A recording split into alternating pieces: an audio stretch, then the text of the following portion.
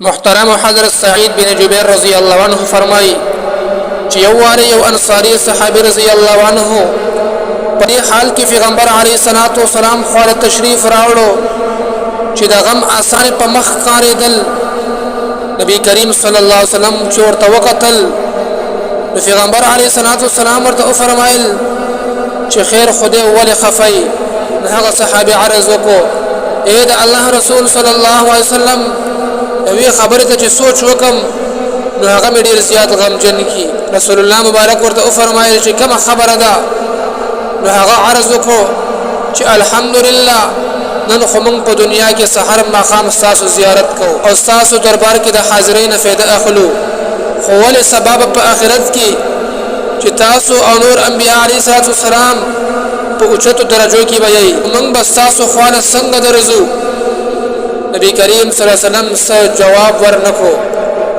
په دې باندې حضرت جبرائیل علیه السلام د آیات راوړو ومن یطع الله والرسول فاولئک مع الذین انعم الله علیهم من النبیین والصدیقین والشهداء والصالحین وحسن اولئک رفیقا.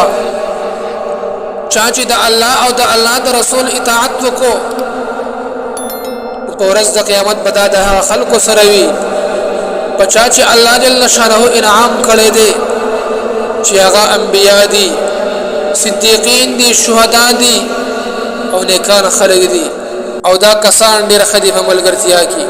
نو بیا نبی کریم صلی الله علیه وسلم هغه انصاري صحابي راوغوښتو او د دې آیات زره ورته واورولو. په تفسیر ابن کثیر کې لیکل شوی دی چې یو ځل نبی کریم صلی الله علیه وسلم ته یو باندې راغی او ورته ویل اې د الله رسول صلی الله علیه وسلم قیامت بکل راځي. پیغمبر علیه الصلاۃ والسلام د هغه د پوسو کو اے باندې شي تا قیامت ته ست تیاری کړی دا؟ غور توای اے د الله حبیبا ما خو هیڅ تیاری نه کړی، نه مې روزي نیولې دي، نه مې زکات ورکړې دي، نه مې ډېر نوافل کړې دي، لیکن صرف د الله او د هغه رسول سره مینه لرم. پیغمبر علیه الصلاۃ والسلام ورته فرمایل الامر مع من احب. سړی به د قیامت په ورځ د هغه چا سره وي چې د چا سره په دنیا کې مینه وي. حضرت انس رضی الله عنه فرمایي چې د اسلام نه پس موږ دومره خوشاله شوي څومره چې په دې زیری اورېدلو سره موږ خوشاله شو، ځکه د هر صحابي په زړه کې د خپل پیغمبر سره مینه او محبت کو.